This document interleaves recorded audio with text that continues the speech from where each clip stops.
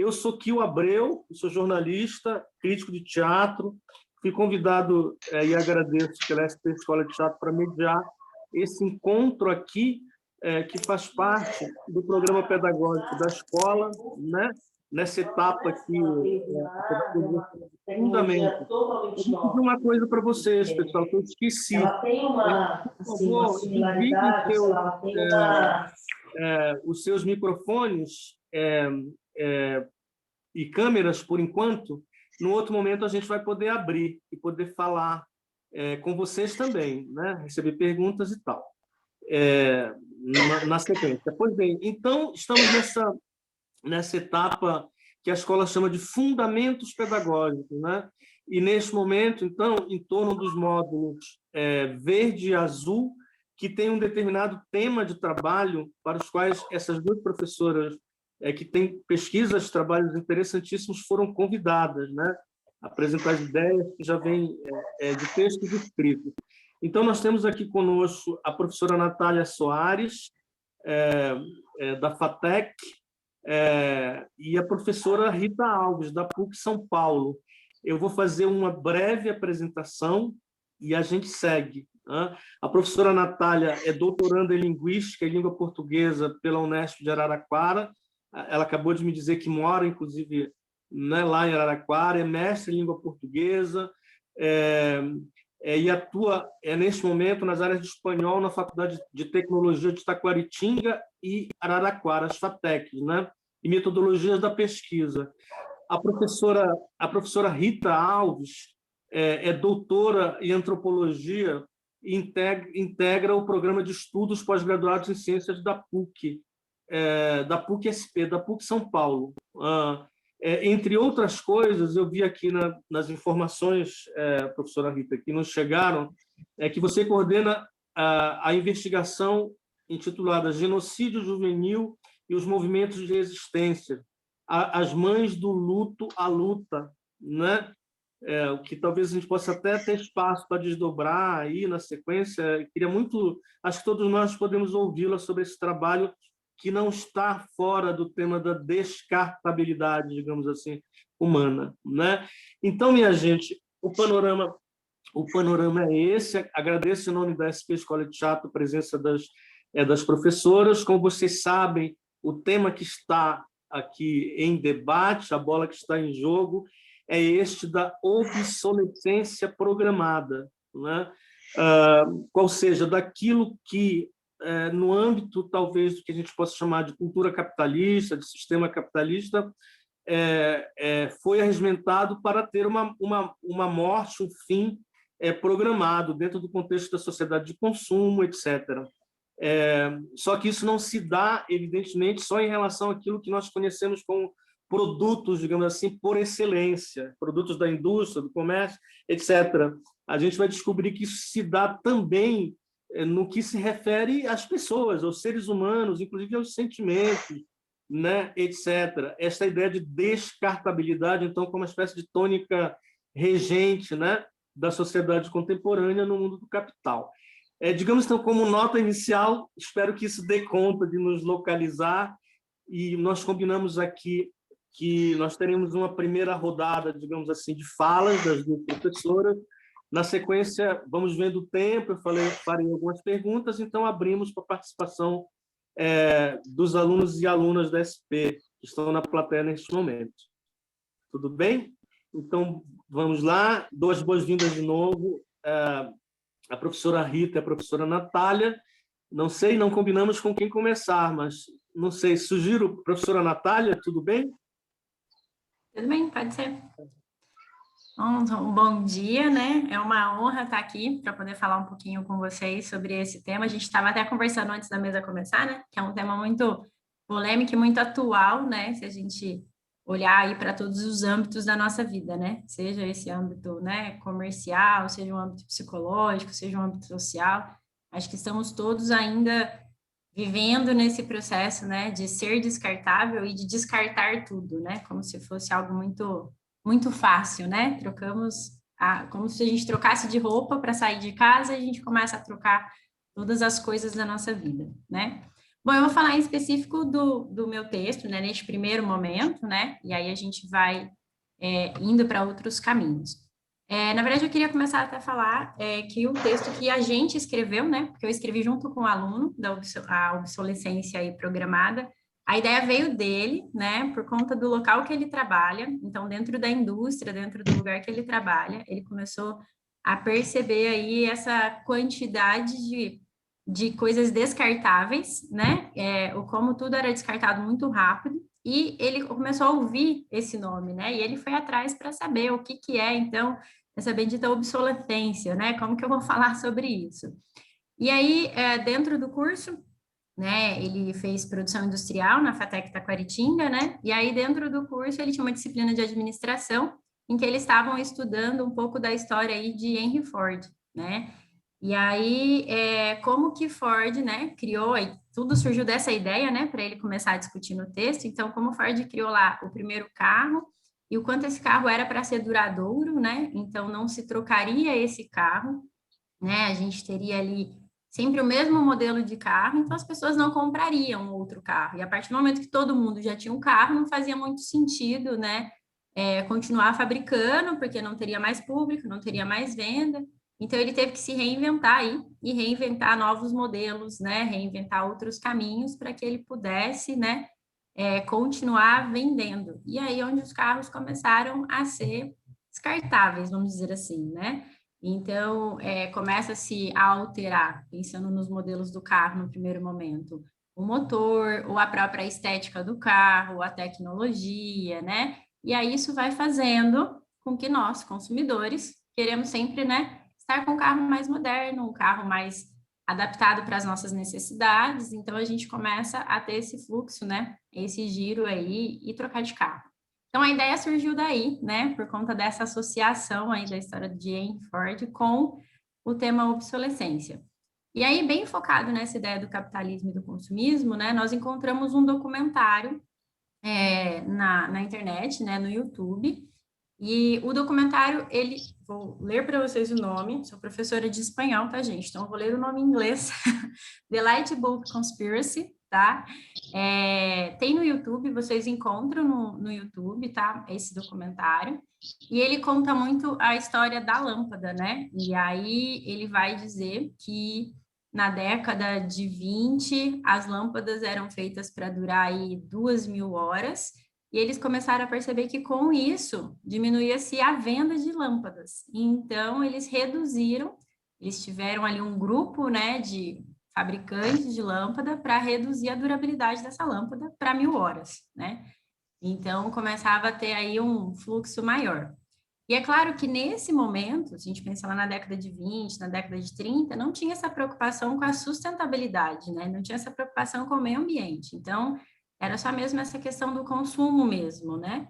E aí você começa a vender, a trocar, e você começa a instigar, né, o seu consumidor de que ele precisa de algo melhor, é o que ele, né, precisa aí fazer determinadas trocas. Então, esse documentário é bem legal, porque ele conta essa história, assim, e ele mostra até no final do documentário, né, que o atual dono da Philips hoje, né, ele propõe aí uma lâmpada de LED para durar 25 anos. Então, hoje a preocupação dele é ser sustentável, né? Então, a preocupação dele é ser mais sustentável e ser comercial e ao mesmo tempo sustentável, né? Do que só essa questão da descartabilidade, né? Sem se preocupar com o meio ambiente, sem se preocupar com o outro.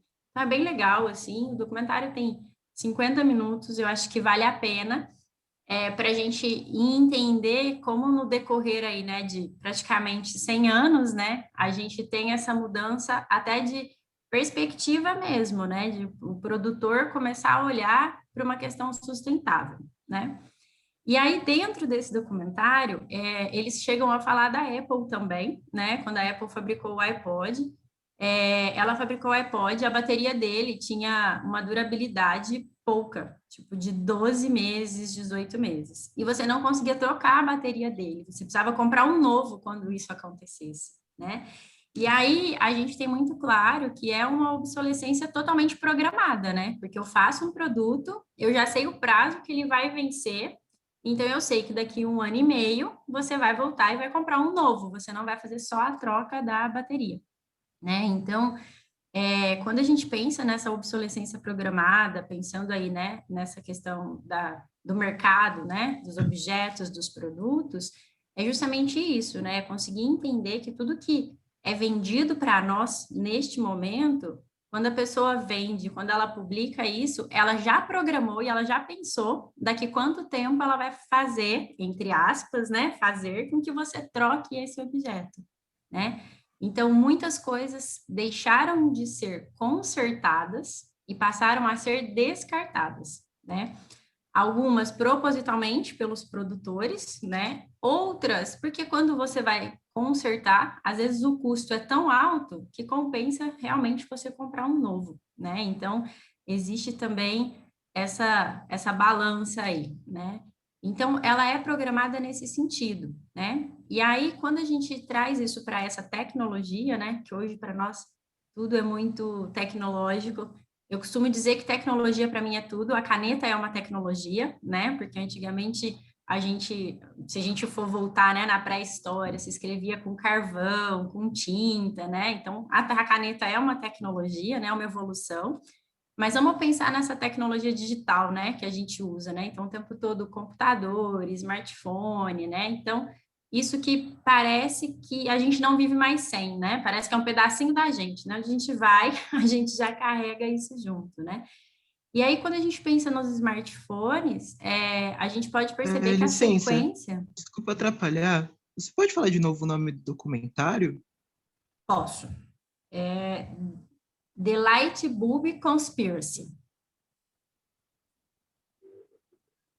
Acho que eu posso também digitar aqui no chat para vocês, né? Marici, quem está falando, eu ia escrever aqui no chat, mas ele ainda está desativado. Depois a gente escreve, é só não esquecer disso.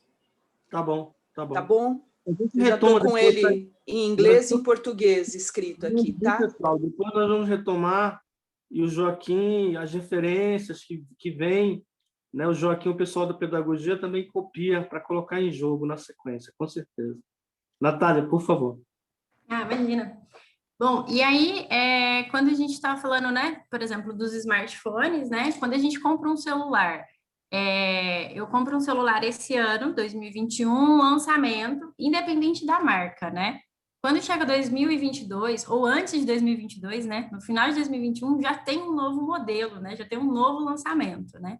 E aí é onde entra a questão tanto do produtor, né, que está nessa obsolescência programada, porque ele já está programando que ele vai te vender um produto hoje, mas daqui a um ano ele vai lançar outro melhor, e esse melhor, às vezes, é só a mudança da posição da câmera, ou às vezes, sim, ele aumenta ali a capacidade do celular, não estou dizendo que não, mas às vezes mudou só o formato, era quadrado, agora ele é redondo, né? Ele era, se a gente olhar para os celulares um pouco, nem vou dizer de muito tempo, de 2 anos atrás, ele era todo fechadinho do lado, quadrado, hoje a tela inteira, né? Ela vai para a lateral, então você tem uma visão da tela na lateral. Então, essas pequenas mudanças, que aí na hora de fazer a publicidade, o que ele faz? Ele entra no lugar do psicológico, né? Ele entra no lugar do desejo. E aí ele entra nessa obsolescência de dizer para você, né? Olha, esse modelo é diferenciado, olha, a imagem aqui com essa câmera fica melhor. E aí ele entra nesse lugar que faz com que você queira fazer a troca, né, do produto, que você queira trocar o produto muito mais pelo desejo, pelo seu psicológico, pelo sentimental, do que realmente pela sua necessidade. Porque o celular que você tem, ele continua tendo todas as funções, você continua conseguindo usufruir dele para fazer tudo que você precisa. Mas aí tem uma cor diferente, tem uma câmera diferente. E aí a publicidade é o X da questão, né? E aí quando a gente entra na área do marketing, a gente vê que ali a obsolescência programada, ela é para entrar no nosso psicológico e dizer, preciso trocar, né, este produto, né? Então aí a gente entra neste lugar. Estou falando do smartphone porque acho que é algo mais palpável, né? Vamos dizer assim, para todos nós, né? A gente sempre está fazendo uso do celular para tudo, né? Hoje não é só mais para uma ligação. Hoje é para participar de uma mesa redonda, né? Porque se eu consigo, né, participar nesse mundo virtual aí pelo celular. Então, dentro desse artigo, né, que a gente escreveu, né, tanto o Gilberto quanto eu, que nós escrevemos junto, a proposta é mostrar um pouco disso, né? E aí, até na nossa conclusão, a gente questiona justamente o quanto essa obsolescência programada está realmente preocupada com a sustentabilidade. Porque a gente percebe que ainda é uma preocupação totalmente capitalista e consumista, em que só quer fazer, né, com que o consumidor troque o tempo todo o produto. Então, todas as coisas começam a se tornar descartáveis. E a gente descarta no lugar correto? Isso é reaproveitado? Ou isso vem trazer prejuízos para o meio ambiente? Então, tá aí uma outra questão, né, que a gente colocou aí como pauta para um próximo trabalho, que a gente quer pesquisar e pensar sobre isso, né?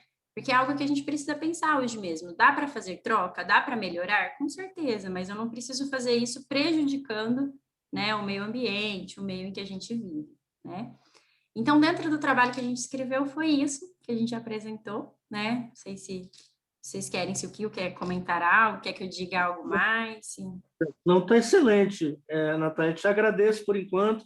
Tem uma série de questões que eu acho que são super, nossa, interessantíssimas no artigo que você escreveu com o Gilberto, que a gente pode repercutir também um pouco juntos depois, por exemplo, as relações que vocês fazem ali entre esse tema né, de um envelhecimento proposital com a pobreza, com a riqueza, melhor dizendo, com a produção, com a criação de riquezas e com a questão da desigualdade, por exemplo. Isso é uma coisa interessante que a gente pode repercutir depois. Mas vamos juntos. Agora te agradeço, obrigado. Vamos ouvir agora um pouco a professora Rita Alves, que também nos inspirou com outro texto muito, muito bom, assim, muito sintético, muito saboroso de ler. Está na revista do SESC, não sei se já está em jogo aí com o pessoal, mas provavelmente estará na sequência, né? Que se intitula A Descartabilidade das Mercadorias e Pessoas, Consumo, Obsolescência e Relacionamentos. Então, agora eu passo a palavra para a professora Rita.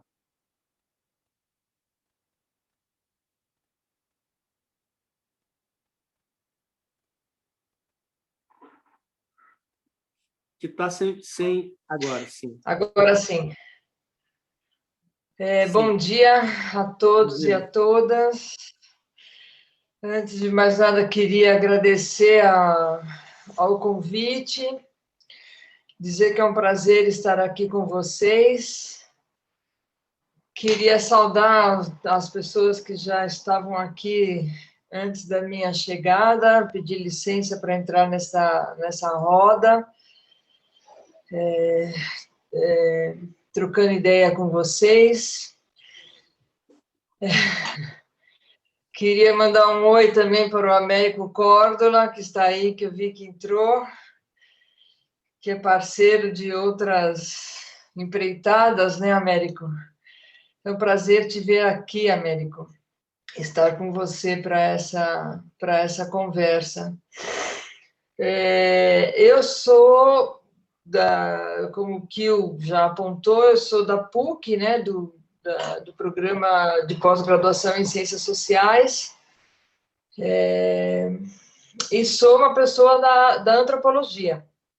Então, é a partir daí que eu penso as coisas, e a partir da antropologia que eu queria fazer aqui algumas colocações e algumas provocações também, né? Para a gente pensar esse tema da obsolescência.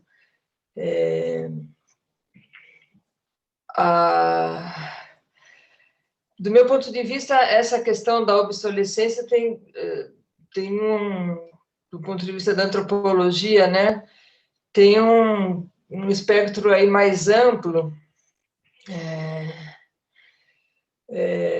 como o Kio já colocou, e a Natália também, o capitalismo trouxe essa outra noção de tempo, né? Uma outra temporalidade que tem a ver com a lógica do consumo, tem a ver com a lógica da produção e tem a ver com a lógica da descartabilidade também, né? Mas isso é uma novidade na história da humanidade, né? O Homo sapiens nasce muito atrelado à ideia da permanência, né? A ideia da superação da passagem do tempo. Eu estou pensando aqui junto com o antropólogo Edgar Morin, que esse ano está fazendo 100 anos, e está muito ativo, produtivo, né? O Edgar Morin tem um livro...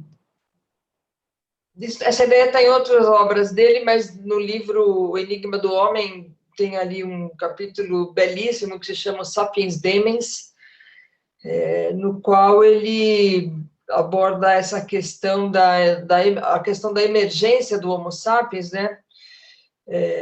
Muito ligada à dimensão estética, isso que eu acho interessante nesse capítulo e nessa perspectiva do Edgar Morin. Por Edgar Morin, o Homo sapiens nasce na hora em que ele começa a produzir representações e começa a pintar seu próprio corpo, pintar as paredes da pré-história, começa a produzir mitologias, né, representações, especialmente em relação à questão da morte e a passagem do tempo. Essa que é uma questão central, né? A morte é o nosso maior drama humano, é essa consciência, né, de que nós somos finitos, né? A nossa consciência da nossa finitude. E isso é muito angustiante, né? Afinal, um dia a mais é um dia a menos, né? E nós caminhamos em direção à morte, e isso para nós é praticamente insuportável. Saber que vamos morrer e que, né, que tudo vai... E que a nossa vida é efêmera, né? Acho que essa é uma ideia. E aí o Edgar Morin vai mostrando, né, o quanto que no momento em que surge emerge, né, esse imaginário na percepção do real, isso acontece junto com uma noção de temporalidade, né, uma noção de passado, de presente e de futuro. E isso é fundamental para o ser humano, né? Essa criação de uma noção de tempo. E aí, só para fazer um parênteses, o tempo, na verdade, é uma convenção, né? O tempo é algo que nós inventamos, a passagem do tempo é algo que foi inventada pelo ser humano, né? Desculpa. E isso vai variar de sociedade para sociedade, né? As variadas sociedades vão desenvolver noções de tempo distintas, né? E essa produção da pré-história, notadamente as sepulturas e as pinturas da pré-história, elas tinham como finalidade a eternidade, vencer o tempo, durar para sempre, né? Superar a passagem do tempo, como se pudéssemos controlar o tempo. Essa que é uma ideia, né?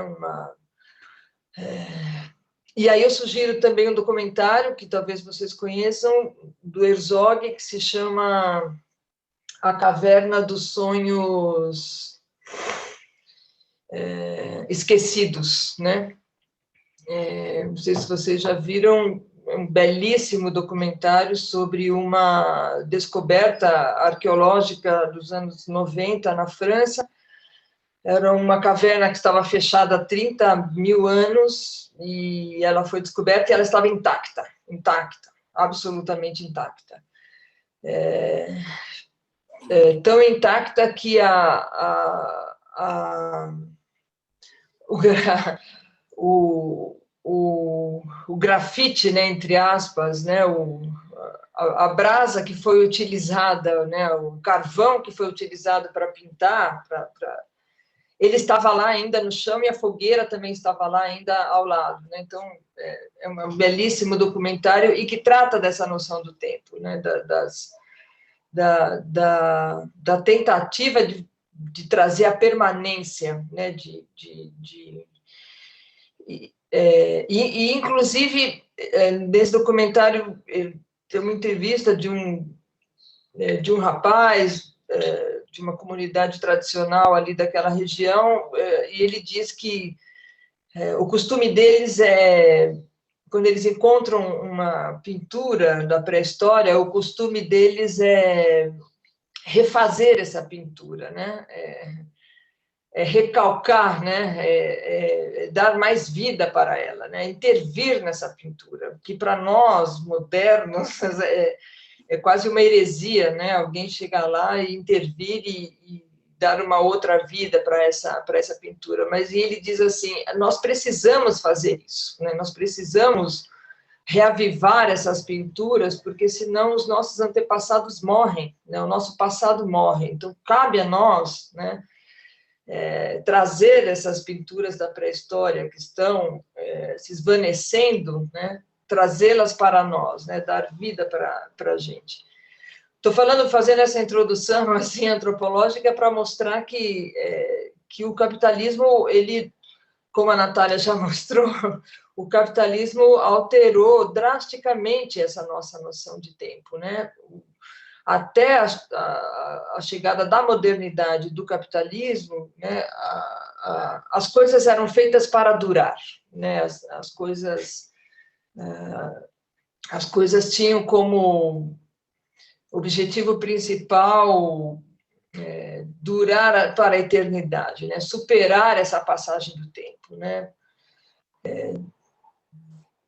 E o capitalismo, como mostrou a Natália, vai reverter essa lógica, especialmente, e aí fazendo aí o diálogo com a Natália, especialmente depois da Segunda Guerra Mundial. E isso que eu estou colocando está no livro do David Harvey, que é um autor que eu gosto muito, num livro que se chama Condição Pós-Moderna, que tem ali um capítulo muito importante, porque gerou vários autores se inspiraram nesse capítulo, um capítulo que se chama Compressão do Tempo e do Espaço. E o David Harvey vai mostrar como, depois da Segunda Guerra Mundial, o capitalismo entrou numa outra fase da sua existência, né?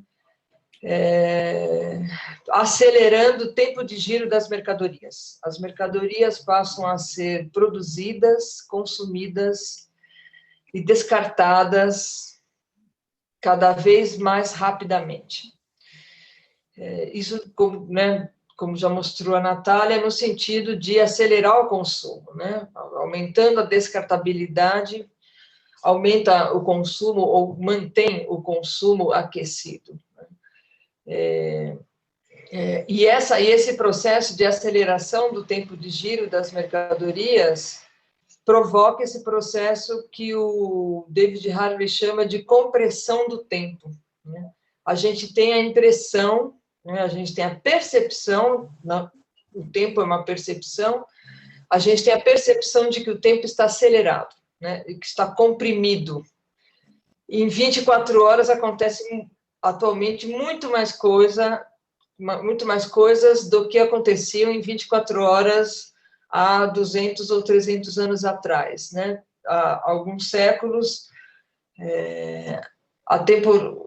o cotidiano era feito de silêncios, de repetições, né? De ausências, e nessa etapa do capitalismo, o tempo vai sendo preenchido com as novidades, né? Com mercadorias, com informações, né? Com conexões, e desse processo do David Harvey mostra como esse processo também envolve os meios de comunicação, né? E os meios de transporte, que fazem com que a gente também tenha uma percepção de que o espaço também está comprimido, né? Há uma alteração também do próximo e do distante, com as estradas, os veículos, como mostrou a Natália, né? Os meios de comunicação, a gente tem uma outra noção do próximo e do distante, daquilo que aquilo que em determinado momento poderia ser considerado próximo, né, em outra situação pode ser considerado absolutamente distante, né? A minha vizinha de parede aqui, ela pode estar muito mais distante de mim que um amigo que mora no Japão e com o qual eu converso e me relaciono e troco afetos diariamente, né? Então, a gente teve essa alteração do tempo e do espaço, é isso, né? Uma compressão do espaço e uma compressão do tempo. E daí, ainda pensando com o David Harvey, vem aí nesse processo uma série de práticas e de conceitos, como aceleração, a questão da aceleração é central, né? A aceleração vira a velocidade, na verdade, e a aceleração viram valores na modernidade, né? Como se o bom fosse o veloz, né? O lento e a falta de velocidade é considerada assim inadequada na sociedade contemporânea, né? E junto com essa questão da velocidade e da aceleração, a gente tem a efemeridade, a volatilidade, a descartabilidade, né, que é uma questão central para o David Harvey, para o Bauman, né, que é o segundo autor que eu estou propondo aqui. Deste capítulo do David Harvey, o Bauman tira toda a discussão líquida que ele faz, né? Toda a discussão da modernidade líquida, do medo líquido, da vida líquida, do Zygmunt Bauman, né? O filósofo que faleceu recentemente, construído em cima, né, num diálogo com esse livro do David Harvey e principalmente em cima deste capítulo, né? E o Bauman pega essa ideia, né, da descartabilidade e do consumo, né, da ênfase na cultura do consumo, depois da Segunda Guerra Mundial, e ele extrapola para todas as outras esferas da vida humana, né? Então, não só as mercadorias são descartáveis, mas também os relacionamentos, as pessoas, né?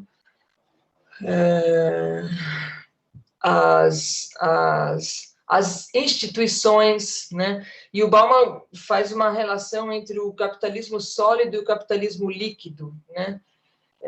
A modernidade sólida e a modernidade líquida, né? E aí ele vai mostrando, a metáfora é da física mesmo, né? E ele vai mostrando como que lá no século XIX,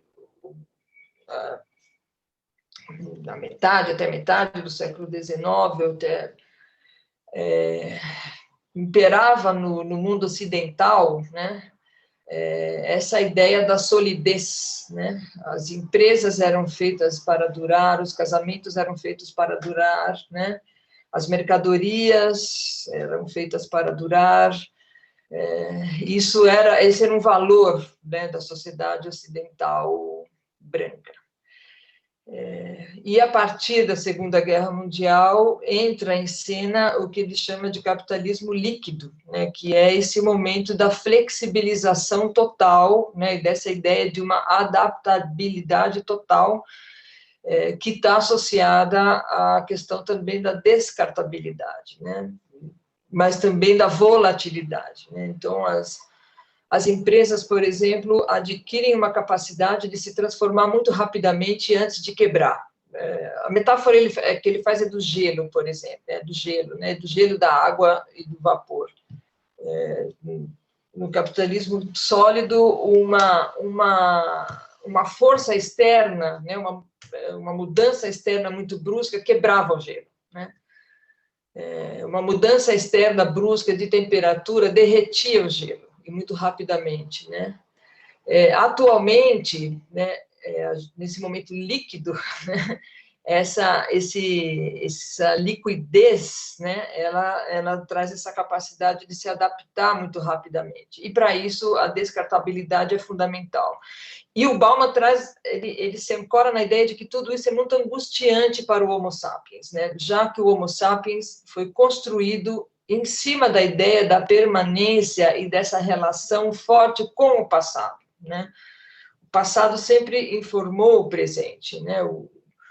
E nesse momento, da compressão do tempo, o passado está muito próximo, a gente, inclusive, perde essa noção da temporalidade do passado, né? Tem um outro autor, o Marc Augé, um francês, antropólogo também baseado nesse capítulo, e ele vai dizer o passado está em nossos calcanhares, né? Então, os aparelhos celulares, como citou a Thalita, eles são recentes, né, na história da humanidade, e, no entanto, a gente já tem museu do telefone celular, né? Essas mercadorias, rapidamente, elas vão para o museu, né? Rapidamente elas são descartadas.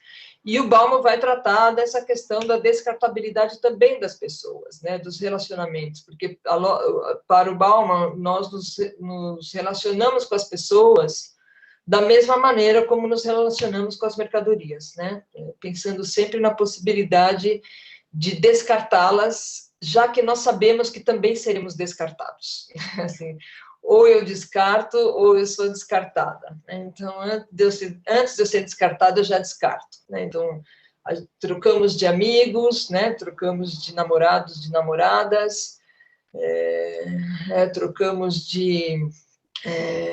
inclusive, às vezes, de família. Né? Então, tem aí digamos assim, um desapego, né? Aos relacionamentos humanos. Isso está no livro dele, O Amor Líquido, né, que é um livrinho muito interessante que provoca na gente também muita angústia, né, porque a gente tem a sensação de que tudo está perdido. O Bauman tem isso, né, ele tem uma visão muito pessimista e ele não oferece muitas saídas. Então, a gente, lendo o Bauman, a gente não está muito bem, a gente afunda, sabe? Assim, ele colabora para a gente afundar e perder a esperança na humanidade, né? Deixa eu pegar aqui as minhas anotações, né? E o Bauman também tem um outro texto que eu recomendo para vocês, que vocês encontram na internet em espanhol, que se chama Arte Líquido. Não sei se vocês conhecem esse texto, é um livro que tem alguns artigos, e lá dentro tem 2 artigos do Bauman, no qual ele ele extrapola essa reflexão para o mundo das artes, né? E ele vai mostrar o quanto que na modernidade, né, a arte era produzida para sobreviver ao próprio artista, né? A ideia do artista era que a arte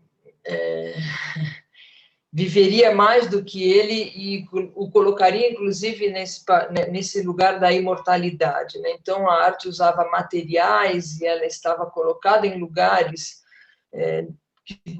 que traziam essa ideia da permanência, né? E da eternidade.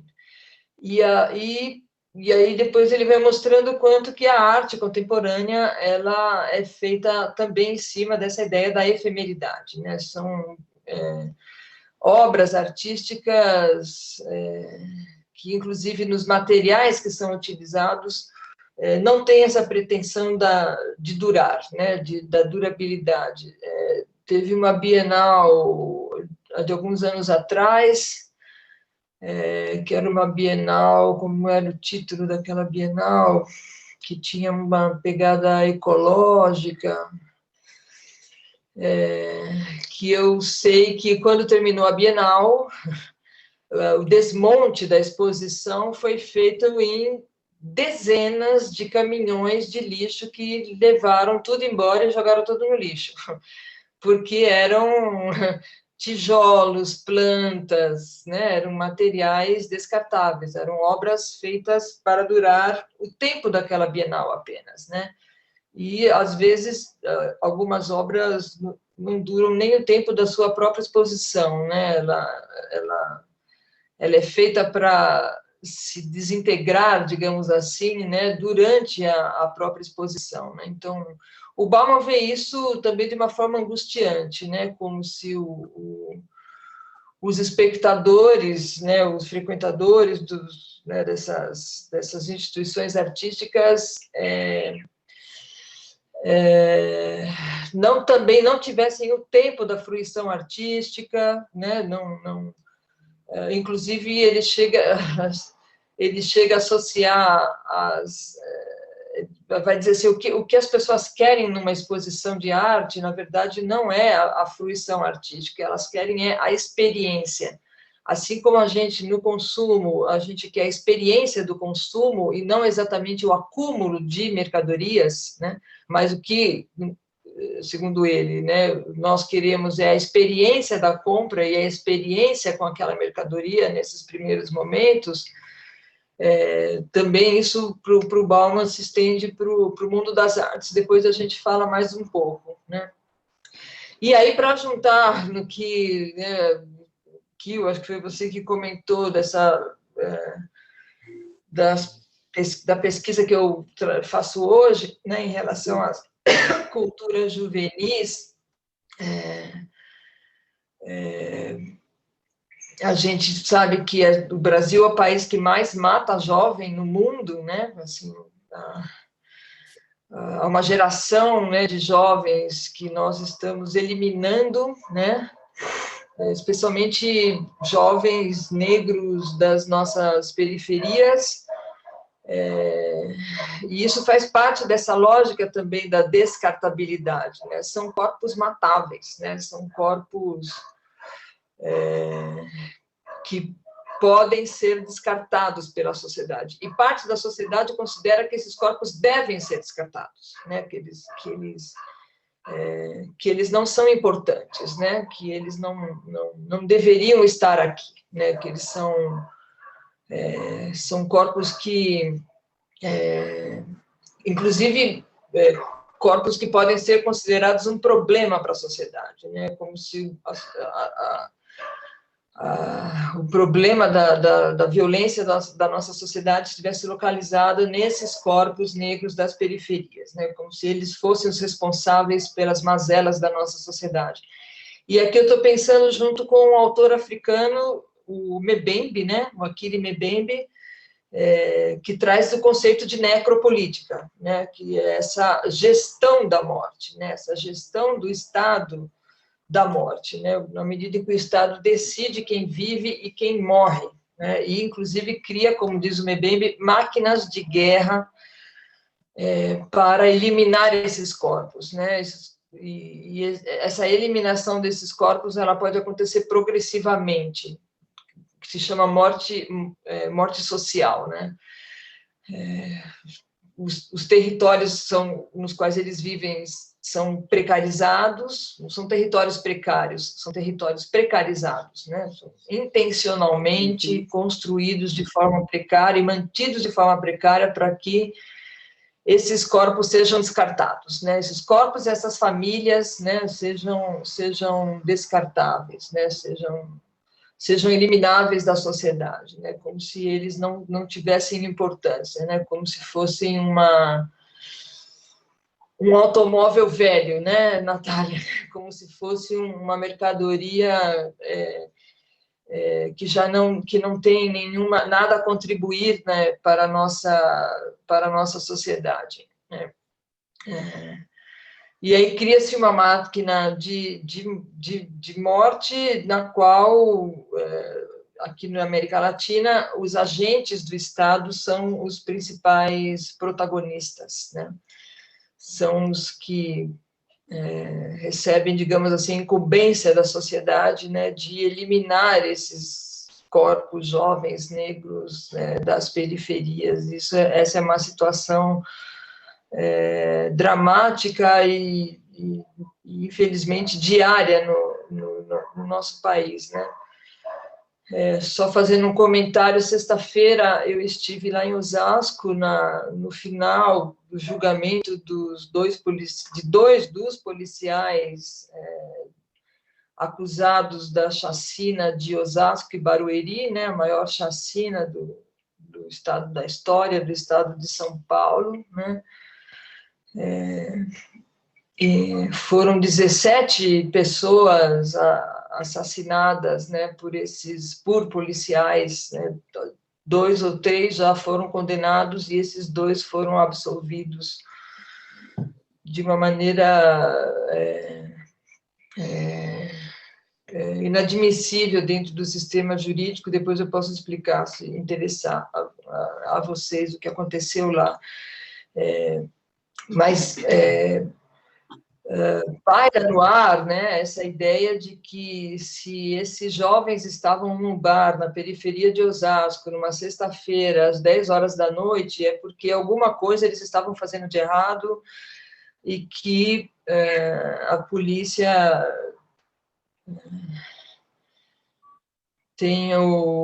a polícia pode matá-los, ou ela até tem o dever de matá-los, né? Essa é a concepção que paira na sociedade, né? E é essa concepção, em parte, que fez com que esses policiais fossem absolvidos, né? O resultado do júri foi 4-3, né? Então, perdemos por pouco, né? E perdemos por uma estratégia pouco ética, né, da parte da defesa. Mas, para terminar, né, eu queria relativizar um pouco essa discussão, porque, às vezes, o Bauman, por exemplo, né, ele apresenta para a gente uma visão, né, do capitalismo ocidental branco, né, muito angustiante para nós também, né? E com a qual a gente acaba concordando, quando a gente não para pensar e ver o que está acontecendo, porque eu acho que, dentro dessa lógica da descartabilidade, da efemeridade, da volatilidade constante, né? Dessa sensação de... O Bauman fala assim, né? Nós lançamos nossas âncoras buscando rochas, mas só encontramos areia movediça. Ou seja, a gente não tem onde se ancorar, né? A gente não tem uma base segura para a gente ancorar nossa existência humana, né? Já que tudo está, né, dentro dessa lógica da volatilidade, da descartabilidade. Mas eu queria aqui fazer essa relativização, né? Alguém falou aí do auto de resistência, né? O documentário. Bem nessa lógica, né? Da pena de morte que impera no Brasil. A gente pensa que não existe pena de morte no Brasil, mas existe sim, né? Para algumas pessoas, uma parcela da população, não existe pena de morte, não, mas para uma grande parcela da população brasileira existe a pena de morte, está dada, está aí, está na rua. Mas o que eu queria dizer é o seguinte, né? Frente a para terminar, frente a essa lógica da obsolescência, da descartabilidade, da volatilidade, da aceleração, a gente vê também resistências, né? Existe uma certa consciência ou uma certa práticas de resistência em relação a isso, né? Eu tenho visto, eu tenho certeza que o Américo também, muitas práticas, produções, né? Construção de representações que vão no sentido contrário dessa temporalidade curta, né? Ao Américo ali apareceu.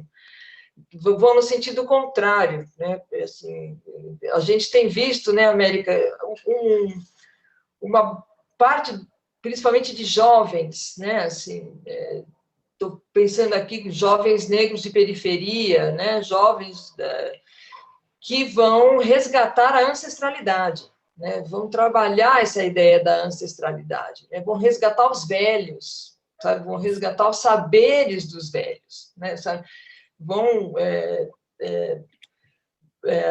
as meninas que voltam a costurar, né? Voltam a fazer tricô, crochê, resgatam as receitas de família, sabe assim, né?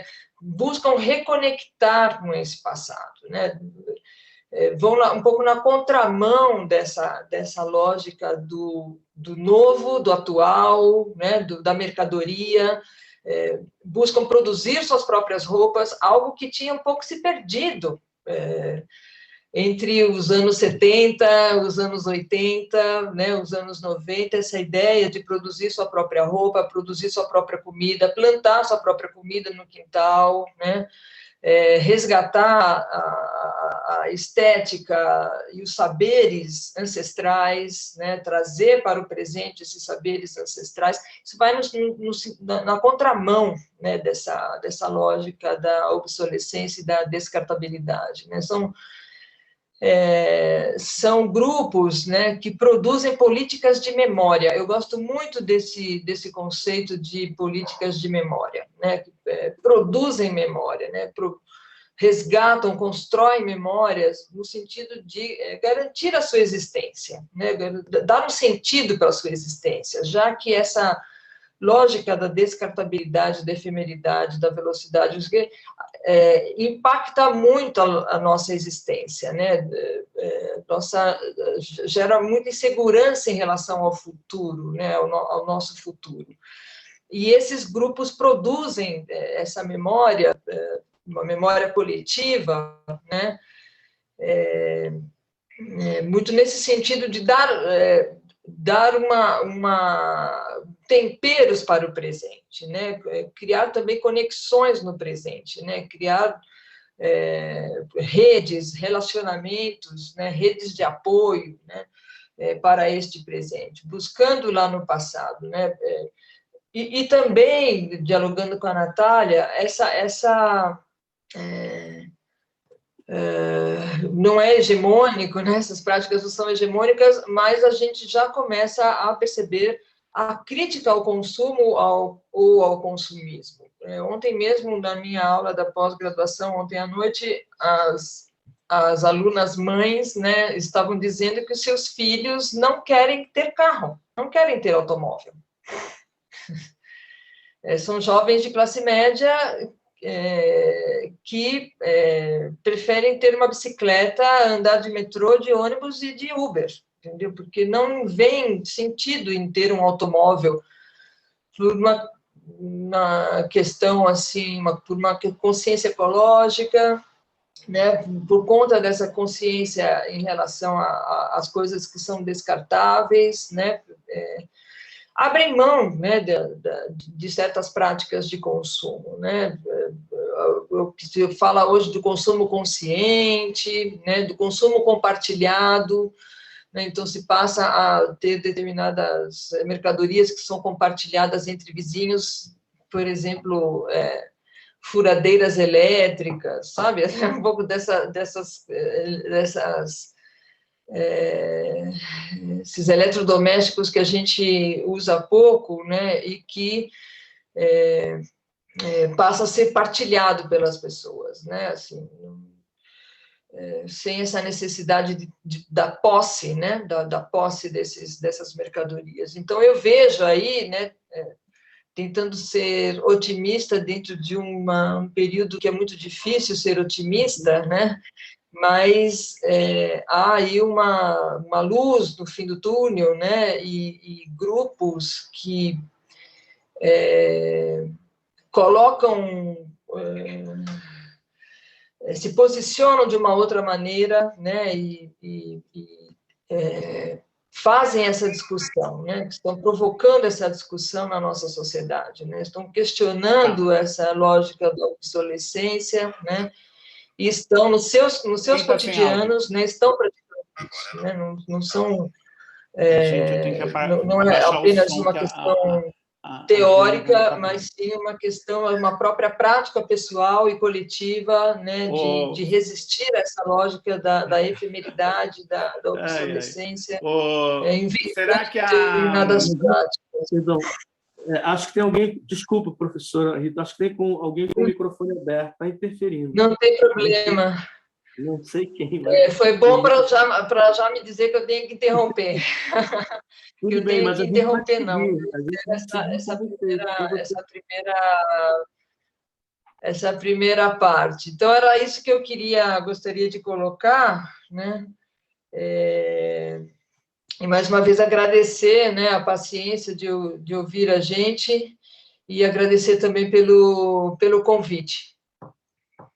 Então, obrigado, professora Rita e Natália, professora Natália. Tantas questões, né, gente? Tantas questões que podem ser desdobradas daí, uma porção delas. A gente havia programado aqui de eu fazer na sequência algumas perguntas e tal, mas eu estou achando que a plateia está ouriçada aqui pelo chat e com vontade de participação. Então, nós vamos juntos, não precisa ser necessariamente nessa ordem. Eu vou começar aqui, então, acho que alguém falou ali antes, a Amanda pediu a palavra. Eu não sei se aí o pessoal que está na técnica me disse se vai ser possível entrar, mas eu quero, né, entrar Oi, Ki, de eu tô viva aqui. voz aí, né? Mas antes Isso. da Amanda, a gente vai costurando, vai fazendo junto, né? Essa costura não tem problema. Eu vou colocar uma questão geral, só para que as professoras respondam, eu peço que respondam assim. Agora, mais pontualmente, para a gente abrir espaço para o pessoal que está na formação, e que eu acho que é inevitável, embora eu também, viu, Rita, eu prefiro, até por posição política, não ficar nesse lugar que é só, como se diz em psicanálise, o da queixa, né? É de tentar dar o salto para fora da queixa, e em política se chama justamente o que você falou de resistência, ou como diz um grande diretor da nossa área, do nosso métier do teatro, Zé Celso, não de resistência, mas de reexistência, né? Então, Sim, como é que se pensa esse para fora desse movimento que nos aprisiona? No entanto, a gente está num momento que realmente um momento em que praticamente estamos todos reféns, né? E que tem a ver com o tema desse encontro e que tem a ver, inclusive, com todos esses modos, esses meios que nós estamos nos usando para nos encontrarmos aqui, né? Não estamos podendo nos encontrar presencialmente e isso se deve a uma pandemia que está instalada entre nós, que é uma doença, mas também, no meu ponto de vista, há uma outra doença, que é a gestão dessa pandemia. Então, o que eu queria, na verdade, repercutir com vocês, falamos um pouquinho ali, Natália, que é de Araraquara, que está num momento terrível, né? A gente sabe, inclusive, pelo noticiário e tal, né? Nesse capítulo da pandemia, como é que a gente poderia fazer algum tipo de consideração nessa perspectiva que eu acho que, em certa medida, materializa e abarca todas as coisas importantes que vocês falaram, né? Tanto do ponto de vista da visada histórica que a Natália construiu, quanto do ponto de vista de toda esta angústia da existência que a Rita foi desenhando aí através desses autores, né? E que tem a ver com esse tema da descartabilidade, que não é só descartabilidade de produtos, mas neste momento, fundamentalmente, a descartabilidade da vida humana. Então, eu queria que vocês falassem um pouco, minimamente, desse tema à luz do contexto que a gente vive, que é um contexto de saúde, uma questão sanitária, mas também um contexto de conjuntura política, né? Assim, pontualmente, por favor. E depois a gente passa aqui as perguntas da plateia. Tá bom? Acho que agora a gente podia ir com a Natália um pouquinho, para a Rita poder respirar ali, né? Falou também bastante. Pois bem. Então, como eu comentei, né, no começo com você, eu tô morando em Araraquara e até ontem mesmo um colega meu compartilhou comigo que Araraquara saiu no New York Times, então, ou seja, né, a gente está chegando a um lugar, assim, que é bem desesperador, né, e é bem desesperador essa questão quando a gente olha para a obsolescência, porque realmente está sendo escolhido, né? A gente está descartando qual é aquele ser humano, e isso me dói muito pensar e falar nisso, mas qual é aquele ser humano que, entre aspas, aí, pode morrer por essa doença e qual não pode morrer, né? Então, a falta de leitos, a falta de recursos, a falta de médicos, assim, faz com que eles comecem a escolher aqueles que eles acham que estão mais fortes, então poderiam ficar em casa, né? E aí a gente torce o tempo todo para que realmente essa pessoa esteja forte, consiga lutar contra essa doença, né? E os que estão mais fracos ficam no hospital, entubados. Então, realmente, assim, está sendo um descarte, sabe? E, ao meu ver, pensando que, né, é a primeira vez que Araraquara chega nesse momento de não ter leito, é a primeira vez que Araraquara chega numa necessidade extrema de lockdown. Semana passada ficou tudo fechado, tudo, mercado, farmácia, estava tudo fechado. Foram 5 dias, assim, em que a farmácia e supermercado, né, essenciais só poderiam fazer entrega por delivery, mas trabalhar com 30% dos funcionários. Então, a cidade estava bem deserta, assim, e é a primeira vez que Araraquara fica assim sem ter o leito, porque quando fizeram esse lockdown o ano passado, foi logo no começo, então foi para que não tivesse o surto, e agora, né, tá muito grande, assim. E aí me desespera muito, porque eu percebo que não existe o respeito, então a gente está descartando o outro, não só pela doença, mas também por essa falta de respeito, por essa falta de empatia, sabe? E aí eu pensando como ser humano de modo geral, né? Eu começo a desacreditar de algumas coisas, né? E aí quando a gente entra no critério político, né? Que para mim é muito forte, para mim os políticos eles têm uma voz de poder muito muito grande dentro da sociedade, né? Então quando eles afirmam que isso não é tão perigoso quanto parece, né? Isso não vai matar quanto vai matar, ou eles não se organizam para que, né, não fazem uma organização, um processo aí para que a gente possa ajudar e acudir, né, uma grande maioria, para mim o que eles estão fazendo é descartando nós, sabe? É dizendo, vocês são só mais uma pecinha do dominó que eu posso jogar fora, depois eu fabrico outra e a gente continua jogando dominó aqui, sabe? Assim, e aí me dói muito quando eu percebo isso. E aí eu digo não só, né? Estou dizendo dos políticos, porque o prefeito de Araraquara foi muito criticado quando ele decidiu fazer o lockdown, sabe? Assim, as pessoas começaram a comprar discurso de outros políticos, né? Então, o político que dizia isso não mata, né? Isso é só uma gripezinha. As pessoas que compraram esse discurso começaram a dizer que o prefeito de Araraquara estava louco quando ele resolveu, né, fechar a cidade, fazer o lockdown. Mas foi uma necessidade porque não tem para onde ir, não tem leitos, então, né, ele acabou indo por um recurso.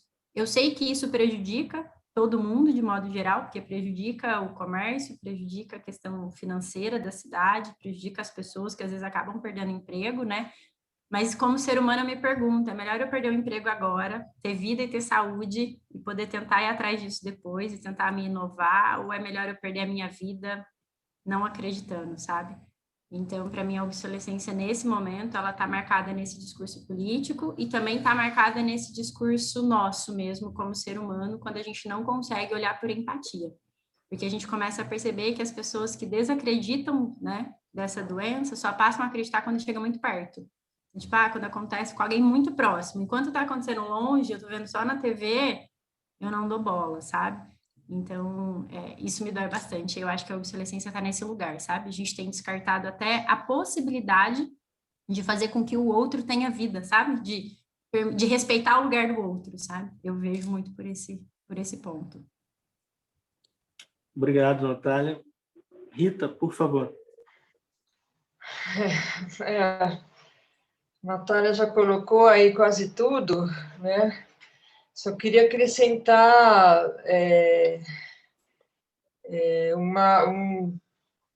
colocar aí uma ideia, né, de que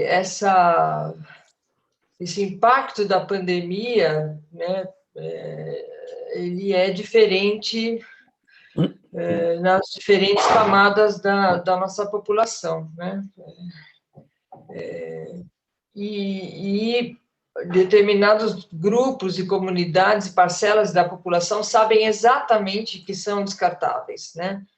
E aí eu estou lembrando aqui do pessoal lá de Heliópolis, né, que já desde o início da pandemia, desde março ou abril do ano passado, sabendo que eles são descartáveis, que eles são corpos matáveis, né, de que não haveria uma política pública e o interesse dos governos, né, de acolhê-los, né, criar um sistema de proteção para eles mesmos criaram, né? Então, eles se organizaram, eles contrataram médicos, contrataram enfermeiros, contrataram ambulâncias, solicitaram o espaço de uma escola, não sei se estadual ou municipal, ali ao lado, e aí eles colocaram na escola as pessoas mais vulneráveis, né, e que viviam em casas assim, com muitas pessoas, então as pessoas idosas, tal, foram colocadas nessa escola, lá eles passaram a cozinhar, né, ou seja, criaram lá uma estrutura própria, né, para evitar o genocídio, né, esse é o termo que se está usando, né, que os movimentos sociais usam atualmente, né, a forma como o nosso governo e outros também, né, está encaminhando essa questão da pandemia, na verdade, é um projeto, né, genocida, né, um projeto que visa a eliminação de determinadas camadas da sociedade, e a gente sabe que isso vai impactar muito mais, né, nas populações socialmente vulneráveis, né, do que nas populações, né, com mais recursos financeiros e, inclusive, mais políticas de proteção, né. Mas eu também queria colocar um outro aspecto aqui dessa questão da pandemia e dessa lógica da descartabilidade, que é a forma como os corpos das pessoas que morreram por Covid são tratados, né? Assim, pensando um pouco no Foucault também, a coisa do biopoder, né? O Estado e os hospitais se apropriam desses corpos, né? Estou dizendo isso porque essa foi, infelizmente, minha experiência pessoal. Meu pai faleceu por Covid em agosto, e aí a minha família passou por isso, né? Por essa forma como eles impedem os rituais, né? Assim, a gente não teve a possibilidade de fazer um ritual de morte, né? A gente não teve a possibilidade de fazer um sepultamento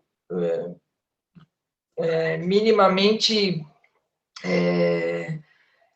com o tempo, né? Com o tempo necessário para digerir, né? Para a gente receber o afeto, para a gente, né, conversar um pouco com os amigos e com os familiares, porque o sepultamento tem que ser feito imediatamente. E nesse hospital onde meu pai morreu, os corpos de Covid ficam localizados ao lado do lixão do hospital.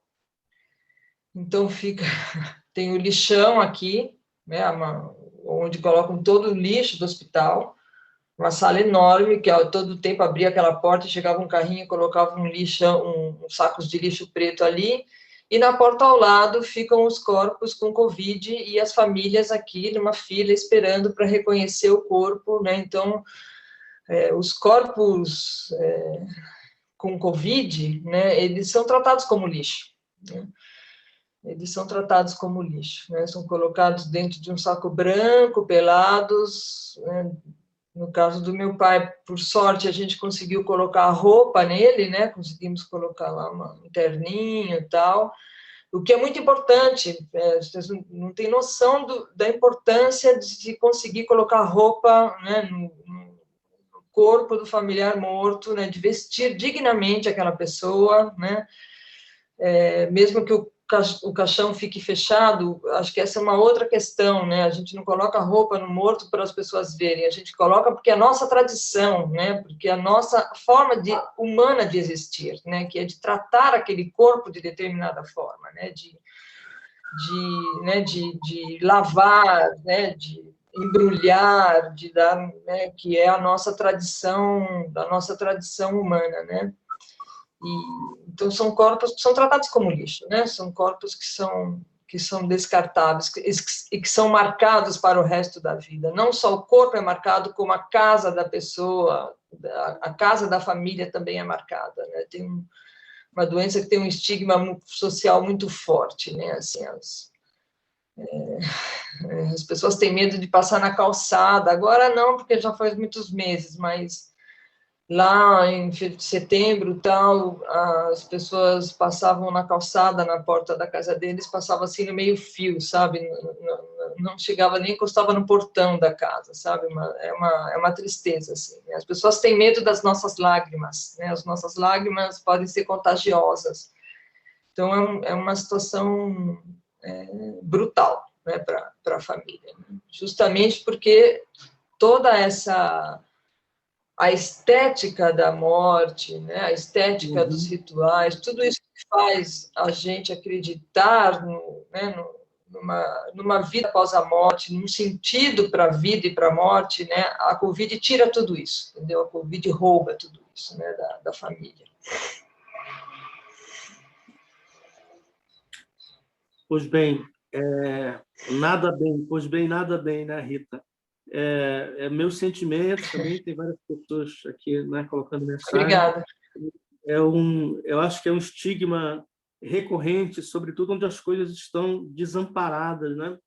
É claro que é uma situação geral no mundo inteiro, mas no nosso caso ela é toda esta estética que você descreve em torno do que a gente chama de tragédia, né? Que é um tema tão caro para nós do teatro. Isso está tão desenhado desde os gregos, né? Todas essas ânsias existenciais diante da morte já estão desde lá. Elas ganham para nós nesse momento assim uma configuração realmente terrível, né?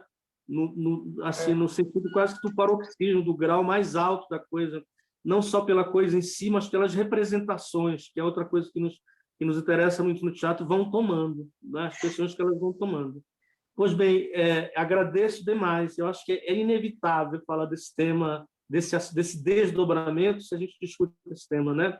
Eu queria agora, como a gente está já chegando perto aí da última meia hora, eu queria abrir para a plateia e aí queria convidar vocês, pessoal que estão na plateia. Eu não serei capaz de filtrar todas as mensagens que estão entrando aqui, mas então acho que dá para entrar aqui de viva voz. Quem pediu a palavra primeiro foi a Amanda, não sei se está por aí, mas se der certo, eu acho que preferiria até que as pessoas se inscrevem aqui no chat e a gente vai chamando, colocando as questões, até o limite do horário. Tudo bem? Pode ser assim? E aí quem não tiver tempo de fazer, não fica aborrecido, porque, enfim, tem tempo. Tá bom? Pois não. Diga. Posso ir adiantando enquanto o pessoal vai se Diga, inscrevendo? essa Eu não palavra coloquei. está com você. Obrigada, Por favor, Kim. Amanda. Eu não escrevi porque, na verdade, eu estou muito movida pelo tema e eram muitas questões para escrever que eu vou tentar resumir o máximo Tá possível bom, na eu te essência da peço essência. isso. Se Tá? procure resumir, por favor. Tá, eu queria perguntar, tanto para a Natália quanto para a Rita, queria que elas, se pudessem, falassem um pouco mais sobre o que o filósofo Byung-Chul Han fala nos seus livros. Me parece que o que ele constrói é que nós, seres humanos, via rede social, nos tornamos mercadoria também. Né? E em que medida a obsolescência programada não gera uma neurose em nós como mercadorias que precisamos nos vender nas redes? E aí eu fico pensando nos artistas que estão nas redes, né? E que sobrevivem dessas redes. O impacto da obsolescência, se vocês já pensaram nisso, em nós como mercadoria, né? Via rede social. Uma outra questão que eu me coloco são as questões que são postas hoje pelas causas sociais, tanto de meio ambiente como das minorias, e como elas são solapadas pela lógica do capital, e como que a gente faz para romper isso, né? Principalmente na fala da Rita, quando ela fala que nós marcamos corpos, né, que são programados para morrer, e às vezes eu vejo causas desses corpos serem solapadas por um capital que vai reproduzir essa morte, meio num paradoxo. E aí, para geral e para vocês também, a questão da obsolescência e a criação da estética na arte. Por quê? Porque eu vejo muito teatro digital, e às vezes eu fico em dúvida em que medida a estética que eu estou vendo, ela quer criar uma vertigem na velocidade e em rompendo o tempo, ou recriando um real dos nossos tempos, de tela, de muito estímulo, de muita fragmentação. Em que medida isso é para criar uma vertigem, mas em que medida eu, como artista, também estou cedendo a uma lógica do capital para que meu público se interesse, né? E, às vezes, em que medida eu preciso ter a coragem de ser lento, justamente porque o lugar do teatro é o lugar da contramão, né, daquilo que vai contra o que está posto. Não sei se eu fui muito rápida, mas enfim. Obrigada, gente. Obrigado, Amanda. As questões da Amanda são questões que já vêm com um argumento assim, né? Então, vamos lá. Já vem quase respondida, né? Vamos lá. Posso, Rita, rapidinho? Vou tentar ser bem... Lógico. A respeito das redes sociais, Amanda, até alguém escreveu aqui no chat a respeito de um documentário, né, que tem na Netflix, O Dilema das Redes, não sei se você já chegou a assistir, mas eu escrevi há 2 anos um artigo falando sobre um episódio específico da série Black Mirror, que chama Nosedive, traduzido para o português Queda Livre, né? Ele é da 3ª temporada. E esse episódio, quando eu escrevi o artigo, eu não trabalhei com o termo, né, da obsolescência, mas você perguntando agora faz muito sentido. Talvez lá eu já tivesse mencionado isso, mas sem usar esse termo.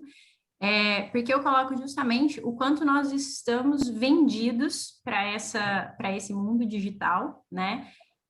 E eu não sei se você já assistiu a esse episódio, mas é muito interessante porque as pessoas ali, elas dependem de um aplicativo para elas poderem ter uma vida social. Então, se elas não forem bem analisadas, bem cotadas, vamos dizer assim, né, elas não têm acesso a nada. Elas não conseguem, por exemplo, alugar uma casa, elas não conseguem comprar um carro, elas não conseguem ter uma vida social, né? Então, isso é algo, assim, que me chamava muito a atenção, né? O como a gente depende desse mundo virtual para a gente ser alguém, né? Então, se a gente não está se descartando de certa forma. Eu acho que nessa pandemia o mundo virtual tem nos ajudado a nos reconectar, um pouquinho do que a Rita disse, né? Que às vezes você fica até mais próximo de um amigo que está morando no Japão, porque agora você, de certa forma, tem um certo tempo, né? Porque você não se desloca mais de casa para o trabalho, então você ganha, por exemplo, aquela meia hora para conversar com alguém. Então, acho que o mundo digital, ele deixa a gente um pouco mais próximo das pessoas que estão distante, mas eu acho que, ao mesmo tempo, ele afasta, porque a gente começa a perder esse contato. Então, eu acho que esse contato físico, ele realmente está sendo descartado. Isso é o meu ponto de vista e é algo que eu já trago aí nesse texto, né, que eu fiz há 2 anos.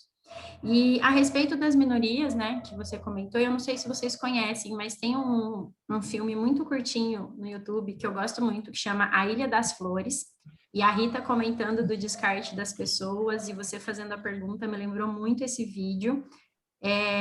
Ele mostra essa questão do capitalismo, essa questão da necessidade do consumismo, e ao mesmo tempo ele mostra uma minoria, um grupo de pessoas que vão para o lixão para pegar aquilo que a gente descarta. Então, é algo que mexe muito, assim, sabe? Então, realmente já tem esse processo mesmo de que, né, esse pessoal dessa minoria, esse pessoal que vive numa classe social mais baixa mesmo, né, eles estão usufruindo daquilo que, teoricamente, para nós não serve mais, né, que a gente descarta, né. Então, é um pouco disso. Em relação ao teatro, eu vou ficar te devendo para poder comentar.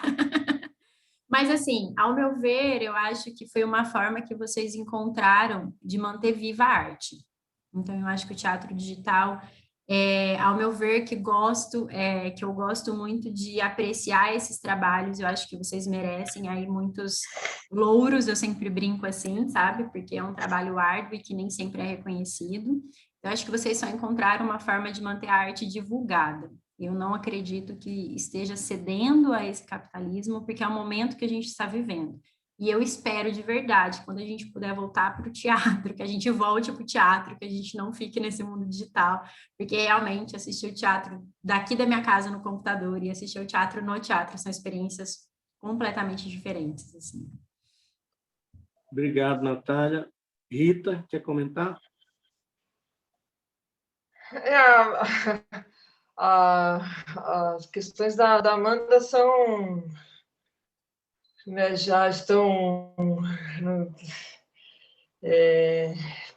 respondidas, né? Não são perguntas, são colocações super pertinentes, são provocações, né, para a gente pensar.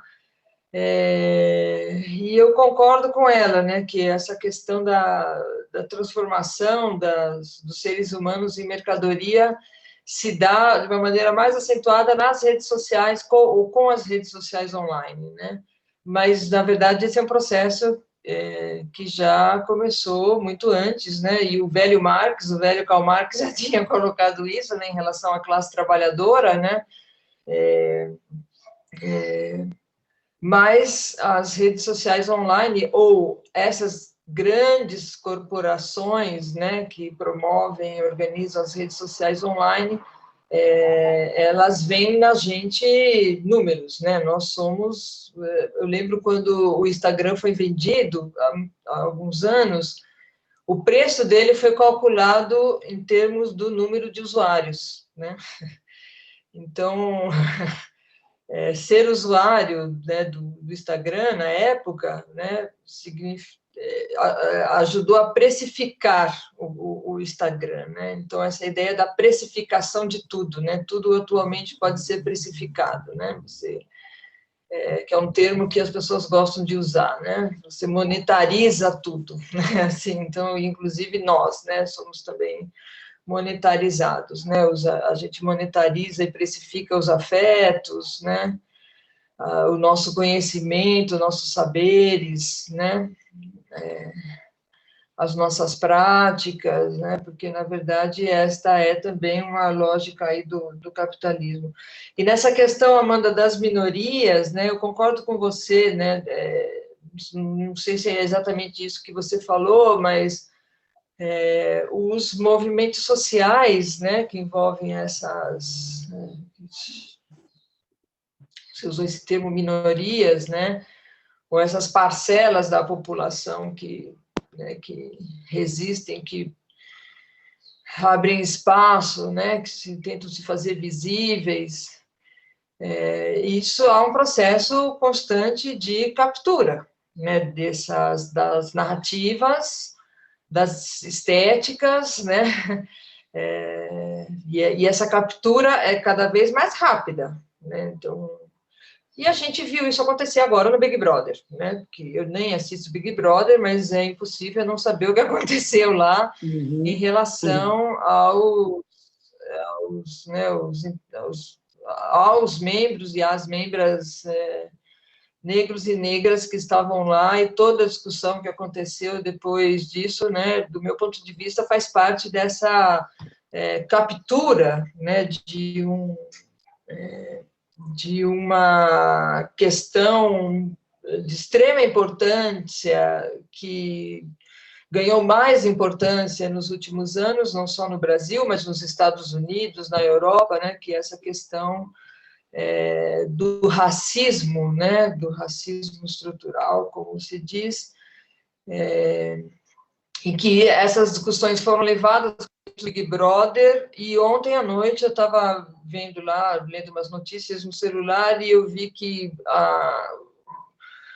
o Big Brother teve, assim, acho que 36 vezes mais anúncios em termos de dinheiro, né? 36 vezes, aumentou 36 vezes a arrecadação do Big Brother com toda essa discussão que aconteceu lá dentro. Ou seja, toda essa discussão do racismo, da branquitude, da negritude, né, tudo que a gente, né, ouviu falar, na verdade, gerou um lucro histórico para a Rede Globo, né? Então, vamos ver o que vai, nos próximos anos, como os ativistas e os movimentos negros vão refazer essa história, né? Vão refazer os caminhos, né? Ressignificar essa captura, né? Que é a minha hipótese, né, gente? Assim, é uma hipótese, é a minha hipótese, é uma discussão. E a última coisa, Amanda, essa questão do teatro digital, né? Eu acho assim, eu concordo com a Natália, né? Uma coisa não substitui a outra. Os seres humanos são seres sociáveis, né? E a questão do toque, né? Esses últimos meses, últimos semestres, eu tenho estudado antropologia dos sentidos, né? Com um autor chamado Le Breton, David Le Breton, e essa questão do tato, né? Do contato, né? Ela é fundamental para a existência humana, e isso a gente nunca vai perder. E é isso que as telas impedem, né? O tato, o contato, né? A aproximação, né? Mas é o que nós temos para hoje. E aí tem uma doutoranda lá do programa que tem falado em telas afetivas, né? Ela é professora da rede pública, né? Municipal, com crianças da pré-escola. Então, vocês imaginem o que seja dar aula pelo computador para crianças de pré-escola da rede pública municipal, crianças que estão na periferia, e justa nessa fase, a questão do afeto, do contato, da relação com a professora, da relação entre eles, é extremamente importante para a socialização e para a aprendizagem, né? Mas eles, né, essas pedagogas malucas, no bom sentido, têm inventado práticas pedagógicas que tentam recolocar essa questão do afeto, mesmo com a questão mesmo com a mediação das telas, né? Ok, Rita. Obrigado. Tantas frentes, né? Perguntas também riquíssimas, assim, né? Essa questão aí do sequestro, né, minha gente, da militância, que a Rita acabou de citar, que eu acho que é um fato, nós não sabemos ainda com que consequências, como é que isso vai se dar adiante, mas é óbvio que é um prejuízo, né? Estou falando especialmente do Big Brother. Agradeço pelas perguntas, acho que elas desdobram a discussão em movimentos tão ricos, né? Eu vou seguir, minha gente, aqui pela ordem, estou copiando quem está se inscrevendo, tá? Então está o Alexandre. Vou pedir para que a gente, quem sabe, dê conta de todos os que estão inscritos, que as colocações e perguntas sejam bem pontuais, se possível, tá bom? Vamos lá, Alexandre, por favor. Então, vocês estão me ouvindo? Está aberto? Sim. Tá. Sim. Eu não sei se eu tenho muito uma pergunta, mas muito mais uma reflexão daquilo que a Amanda falou. E aí, assim, trazendo essa observação para dentro do teatro, bom, a gente não tem muito como fugir desse entendimento, né, dessa descartabilidade, porque, como a própria Natália já falou, né, lá nos anos 20, sobre a lâmpada, depois sobre os materiais tecnológicos, sobre os carros, sobre as pessoas, né, esse filme do Jorge Furtado, que foi feito aqui em Porto Alegre, né, aqui do lado de Guaíba, traz muito a realidade do que é essa descartabilidade humana, né? Mas a partir, então, desse novo lugar de fazer arte, de fazer teatro e de construir obras artísticas, e não descartando esse entendimento dessa descartabilidade, mas tentando entender como que esse conceito pode estar do nosso lado em algum momento, do nosso lado que eu digo dos artistas nesse momento, como que a gente pode observar isso com esse paralelo do desejo, né, da eternização do que é efêmero.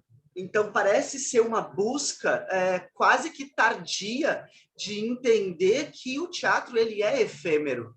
E que se a gente vai buscar dentro da arte essa eternização da efemeridade, fica difícil entender o conceito de descartabilidade.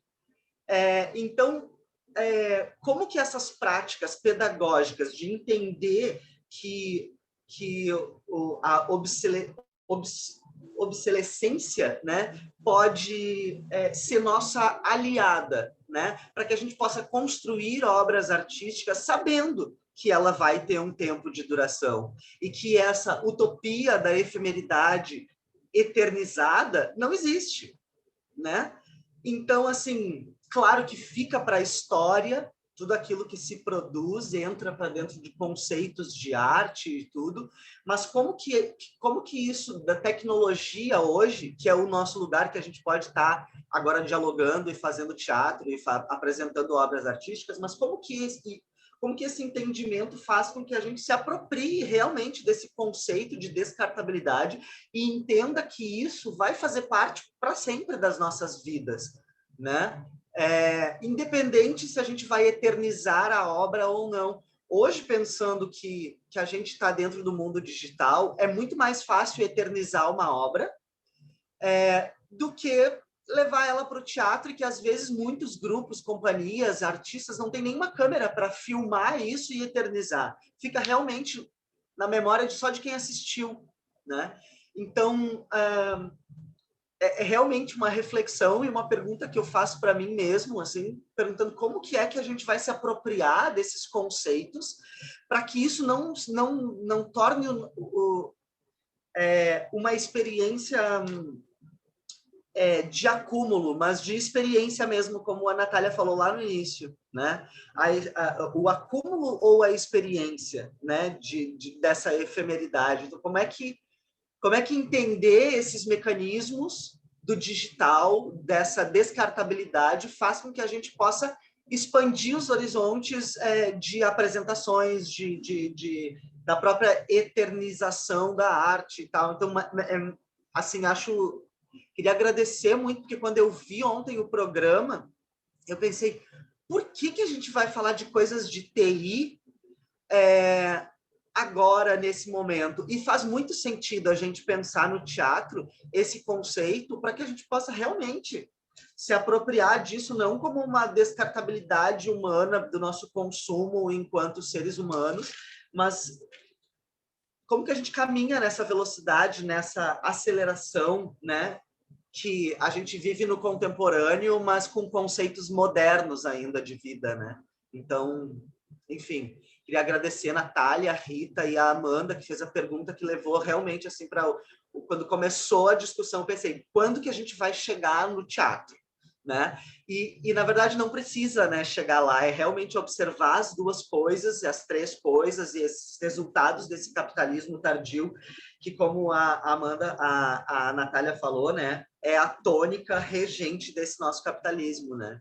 Então, essa observação acho que fica assim, bom, como que a gente chega lá, né?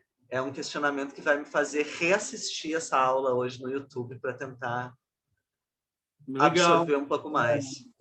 Alexandre, eu não sei se é exatamente uma pergunta, mas eu acho que fica bem evidente que o Alexandre já está em pleno movimento, inclusive criativo, eu diria, na direção do que ele vai fazer ali com o pessoal dele na sala de ensaio, não tenho nenhuma dúvida disso. Já tem material para dramaturgia aí nas coisas que ele falou, para é verdade.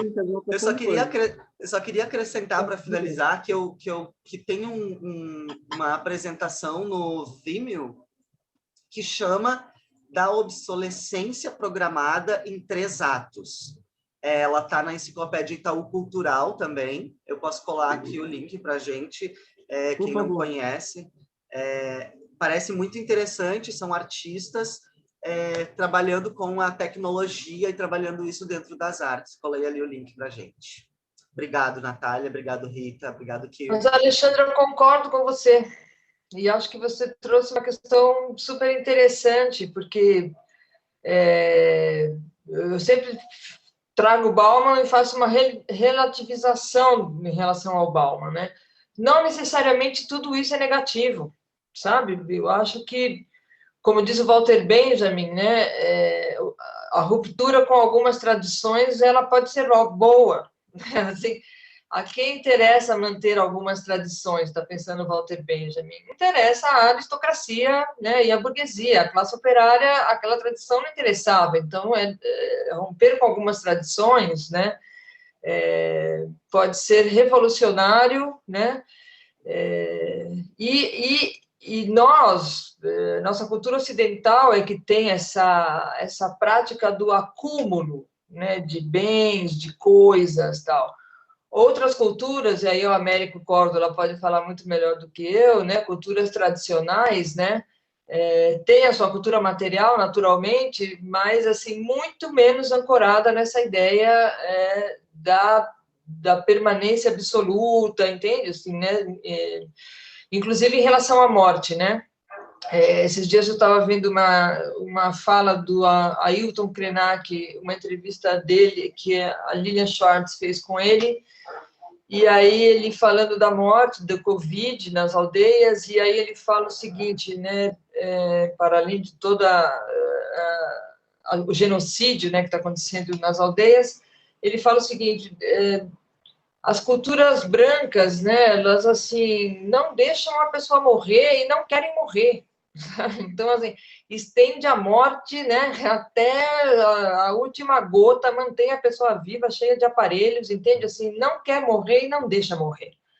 E aí ele falou, para nós isso não existe, né? Assim, ele disse assim, o meu ancestral que morreu, ele vive em mim e eu vou viver nos meus descendentes, né? Então tem uma outra noção de permanência, entende, né? Que não é essa nossa noção de permanência de museu, né? De guardar em vídeo, de ter a fotografia, entende, né? Assim, né? Eu tenho uma outra relação, mas eu concordo com você que acho que esta lógica não necessariamente ela é ruim, né? Pelo contrário, ela pode ser libertadora para determinadas parcelas da sociedade, né, também. Né? Acho que a gente precisa analisar com calma, né, isso. Perfeito. Não sei se a Natália quer falar ou... Bem rapidinho, eu acho que eu até vou... não sei se vocês já conhecem, já ouviram falar de um filósofo, Mikhail Bakhtin. Ele fala muito da análise do discurso, né? Eu usei ele na minha dissertação de mestrado.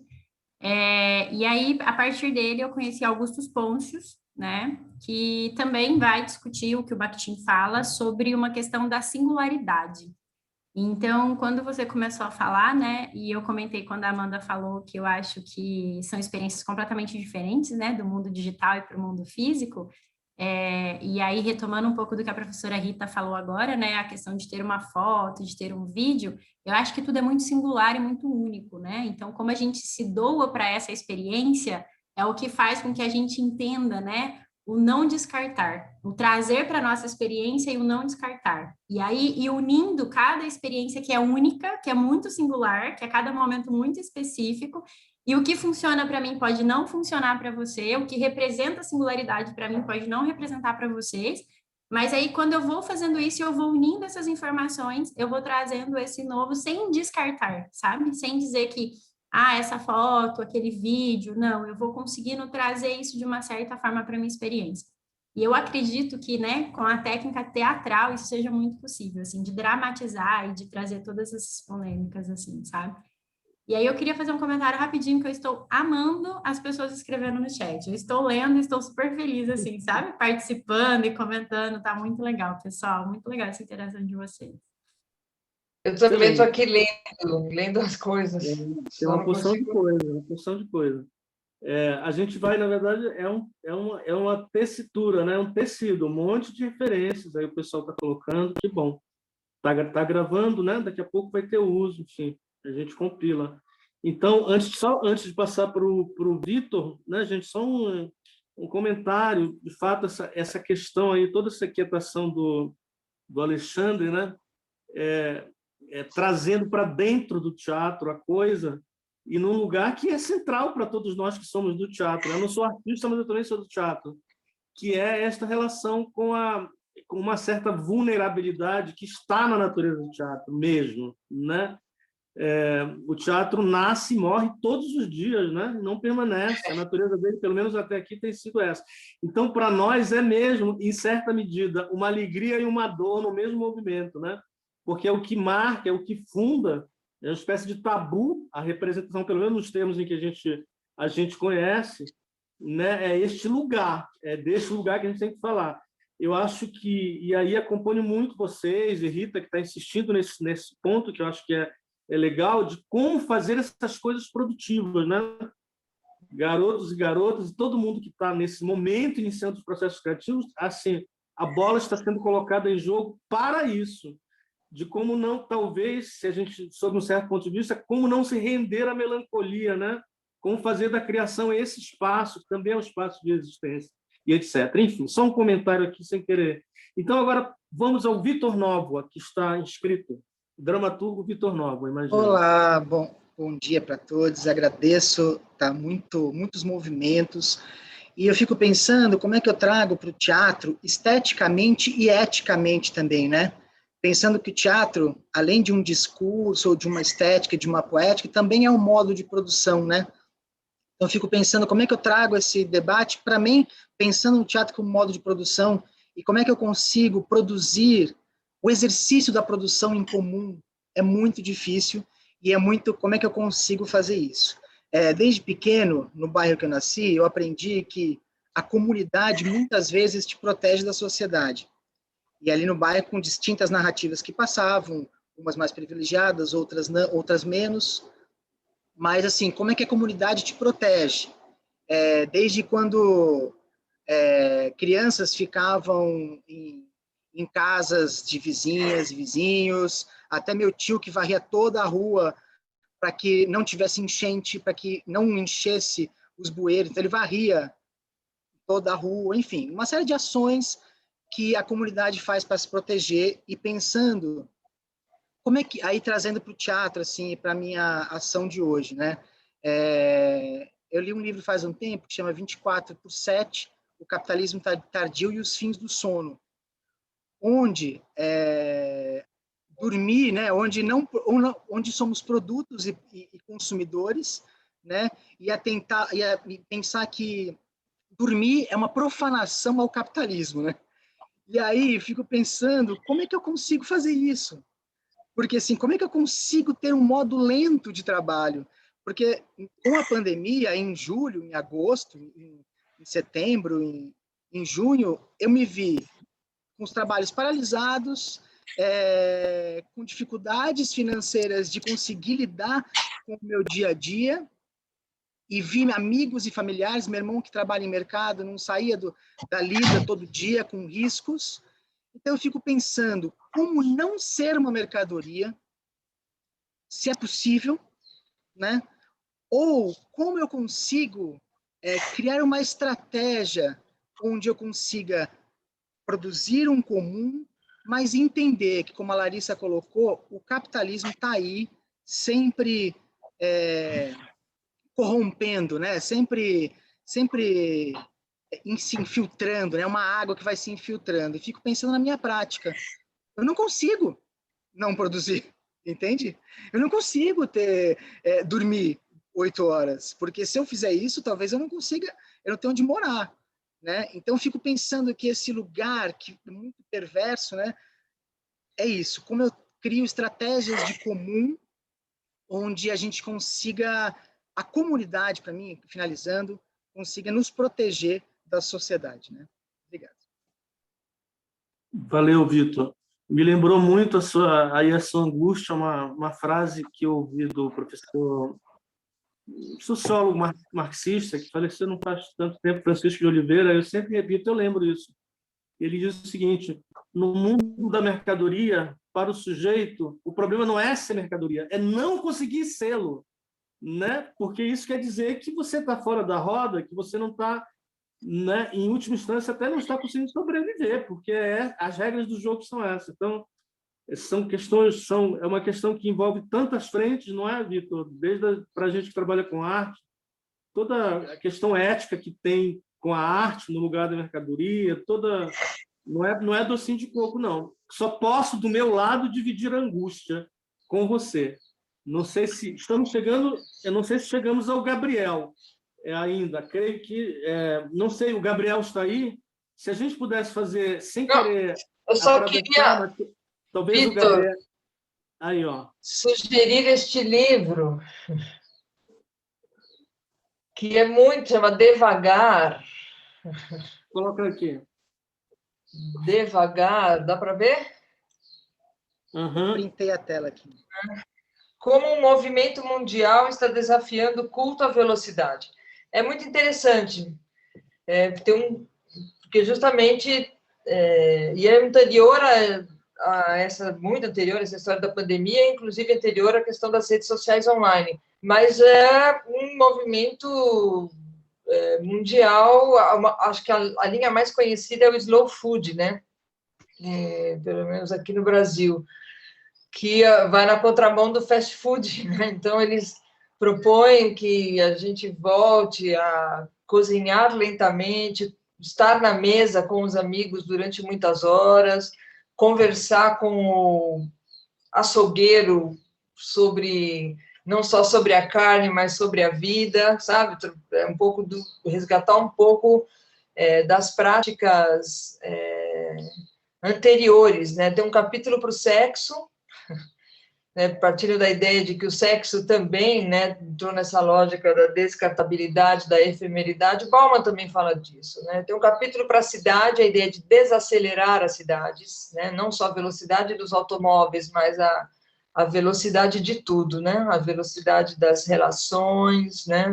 É interessante esse livro, né? Pelo menos esses 3 capítulos eu me lembro bem, né? Da comida, do sexo e da cidade, né? Movimento Obrigado. slow. Então, vamos deixar, só para não deixar de cumprir ali o compromisso com o Gabriel vai fazer a colocação dele e a gente combina que encerra aqui, tudo bem? Pelo horário, enfim, pelo combinado. Sim, Gabriel, eu tenho aula também, eu dou Não. aula agora às 11. Então talvez não... Significa que eu dou 2 cliques e estou em outra sala, com outra turma. Tá bom, mas vamos então com o Gabriel e seguimos de todo modo. Gabriel, por favor. Obrigado. Aproveitando que a Rita acabou de falar de cidades, está escrito nesse texto, toda essa discussão de obsolescência programada me lembra muito de grupos de arquitetos de Londres, italianos, japoneses, Arquigram, Super Studios, metabolistas, que eles acreditavam muito no pós-guerra, década de 50 e 60, nessa obsolescência programada e no consumo para reconstruir a sociedade, reconstruir a economia, né, que estavam todas devastadas por tantos anos de guerra. E é legal ver os projetos deles, tão bonitos, tão bem desenhados, numa linguagem, numa estética que de fato dá uma esperança, né, de que isso pode ser uma saída. E é interessante como que a gente se tornou refém disso, né, de como que essa obsolescência programada cria tudo isso que a gente vive, que aí depois vocês comentaram que o texto de Bauman, de Harvey e outros tantos textos reafirmam esse lugar, né? De como ela é danosa para a nossa sociedade. E aí, a pergunta vem justamente disso. Se Bauman reconheceu que estamos na fase líquida da modernidade, para contrapor um pouco a ideia de pós-modernidade, eu fico pensando que se estamos acelerando ao tal ponto, quando que a gente vai entrar na fase gasosa da modernidade? E se isso não dá para fugir disso, como que a gente pode ter uma esperança que não seja ingênua de tentar quebrar toda essa lógica, sabe? E essa minha pergunta é um pouco de... tá num lugar esperançoso, né? É bom para terminar esse papo. E vem muito com o que a Amanda e o Alexandre colocaram, né? Como que a gente pode realmente... Enfim, eu gosto de estudar vários desses textos, porque sabendo de como funciona sobre toda essa estrutura, eu posso começar a construir ela o mínimo possível ou saber lidar com ela de maneira que não seja nociva a mim e a quem está perto de mim. Como que a gente pode fazer isso? Rita, Natália, Rio, amigos da escola de teatro, como que a gente pode, né, seguir nisso? Perfeito. Obrigado, Gabriel. Então, eu vou aqui explorar, já é exploração, e como, enfim, a Natália não falou nada, nem estou vendo aqui na sala, mas, enfim, mas a Rita falou que precisa sair, eu vou pedir a ela, por favor, que comente, e, enfim, né, tem urgência e tal, a questão do Gabriel. Estou por aqui, tá? Mas eu espero, porque eu não tenho pressa para sair. Natália, então, na sequência. Por favor. Olha, Gabriel, não sei o que te responder. Não sei. Eu acho que, como o que colocou essa ideia da reexistência, né?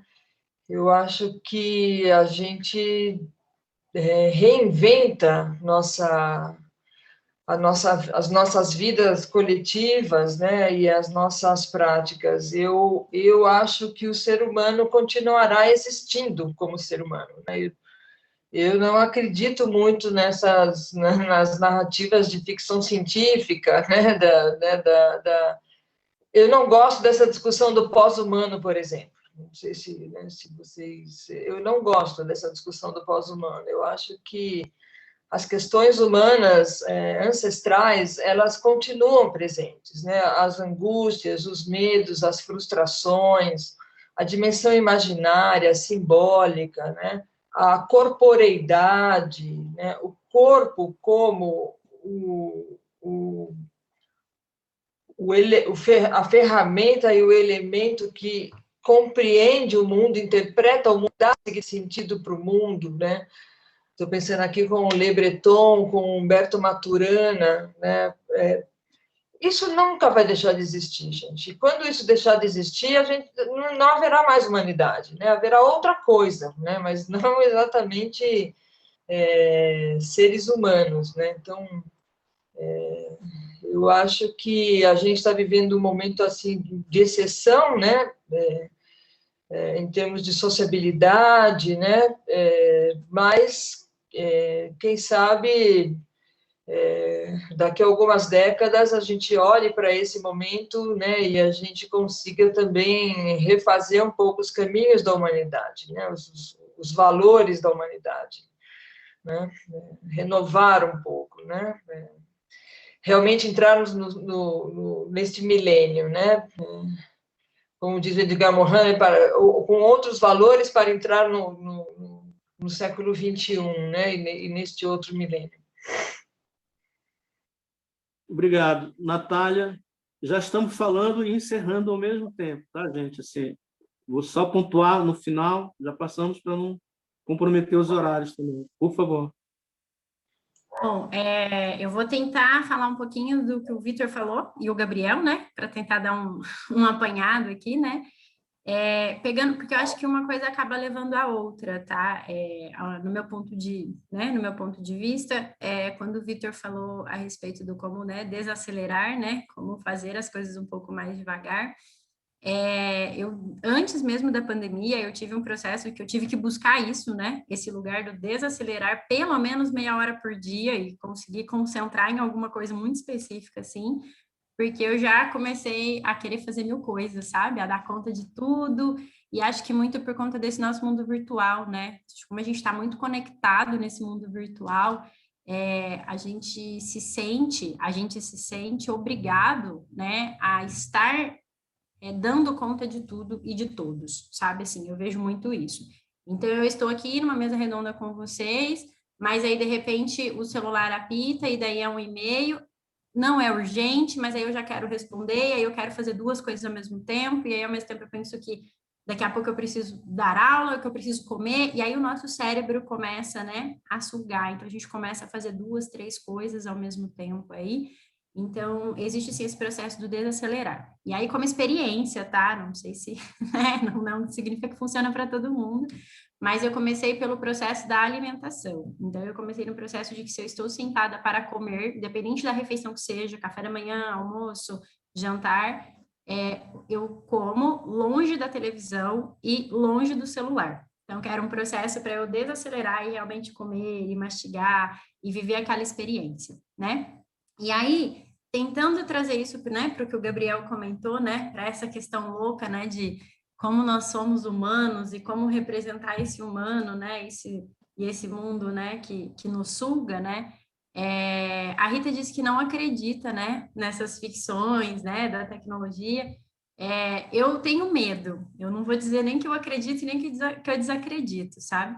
Mas eu tenho medo dessa necessidade que as pessoas têm de descartar o humano, e a gente volta para a obsolescência de novo, né?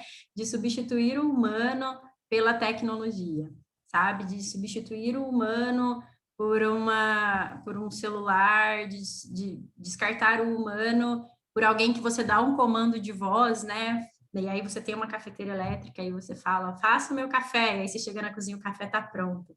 Gente, o prazer de você ir lá e coar o café, sabe, assim?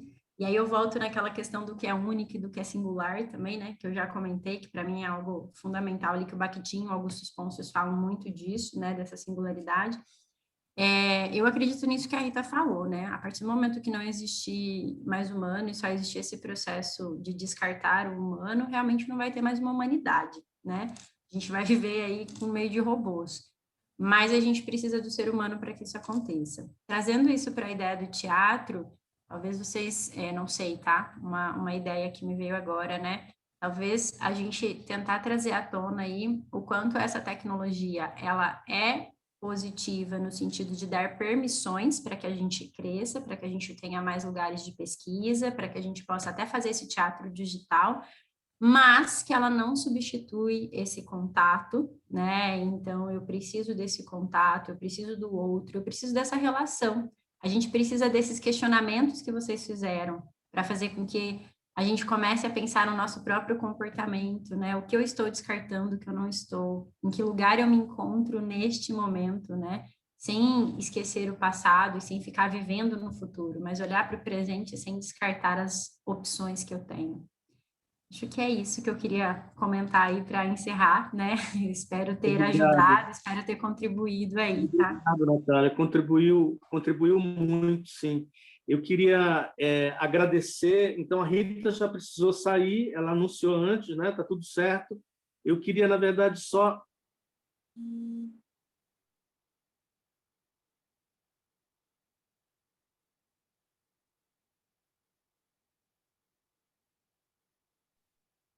Acho que o Kio caiu, né? Sim. Acho que sim. Bom, enquanto ele não volta, pessoal, eu agradeço a presença de vocês aqui, né? Agradeço o convite da escola, acho que foi muito, muito produtivo para mim também, né? Porque quando vocês trazem esses questionamentos e esses comentários no chat que me chamaram muita atenção, eu fui tirando vários prints para eu poder ler depois com calma, né? Isso é enriquecedor e eu costumo dizer, e acredito que vocês, né, como são da área do teatro, devem concordar aí comigo, né? Que toda troca é válida e isso não importa título, não importa a idade, né? Sempre importa mais as nossas reflexões, o quanto a gente tem buscado conhecer e discutir aí para poder crescer nesse processo. Eu que agradeço, Rita, Natália, pelo encontro. Como você mesmo disse aí pelo chat, já podemos ver o quanto foi potente essa nossa manhã. Tá? Então, muito obrigado aí pela presença de vocês. O Kio deve estar tentando se conectar, então, em nome dele também, quero agradecer a participação de todos. Tá? Eu que agradeço o convite, Joaquim. Tá, nós vamos continuar seguindo vocês, estamos aí com os textos que vocês escreveram, como elementos também para a gente continuar esse diálogo e fora todas as referências que vocês trouxeram, né? Então, muito obrigado. Nós vamos fazer agora um pequeno intervalo e voltamos às 11h30 também para esta sala. Nós vamos fechar essa sala e vamos abrir novamente, tá bom? E aí vamos continuar com a discussão sobre obsolescência programada, agora com mais 2 outros convidados, tá? Até mais. Podemos abrir as câmeras para dar um tchau, um pipa, obrigada, Natália, palmas. obrigada, Muito obrigada, Natália. Eu que agradeço a participação. Obrigado, gente. Valeu Parabéns demais. aí pelo debate, muito bom. Obrigada, gente. Obrigado. Obrigado pelo encontro.